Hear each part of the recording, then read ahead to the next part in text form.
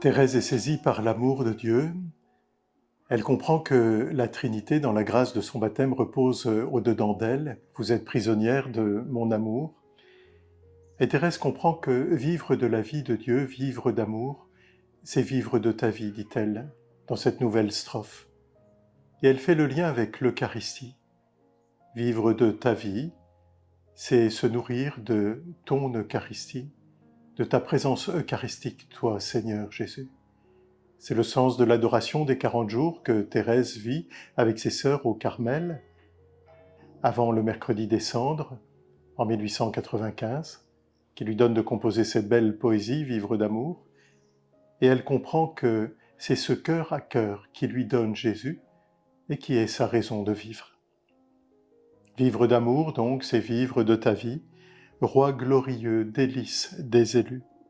Tu vis pour moi caché dans une hostie, je veux pour toi me cacher, ô Jésus. Et Thérèse trouve grâce dans la vie qui est la sienne au Carmel, se cacher pour l'amour de Jésus. Comme des amants, il faut la solitude, un cœur à cœur qui dure nuit et jour. Ton seul regard fait ma béatitude, je vis d'amour. Mais la béatitude de Thérèse n'est pas une béatitude béate, si vous me permettez.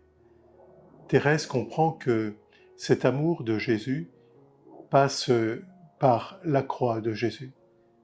Thérèse est traversée par le mystère pascal de la mort et de la résurrection du Seigneur Jésus, comme au jour de chacun de nos baptêmes.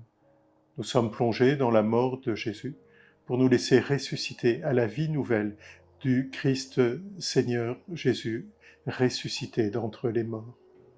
Et Thérèse comprend alors que vivre de l'amour de Dieu, ce n'est pas gravir le Tabor, la montagne de la transfiguration, mais d'abord celle du calvaire. Avec Jésus, c'est gravir le calvaire, c'est regarder la croix comme un trésor.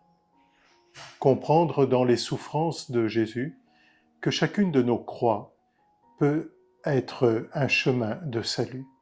Comprendre avec Thérèse que chacune de nos souffrances, sans les rechercher forcément, chacune de nos souffrances peut être offerte par la souffrance de Jésus à l'amour de Jésus lui-même. Alors il vient transfigurer chacune de nos souffrances, il vient donner sens à notre vie et nous donne de gravir ensemble le Tabor.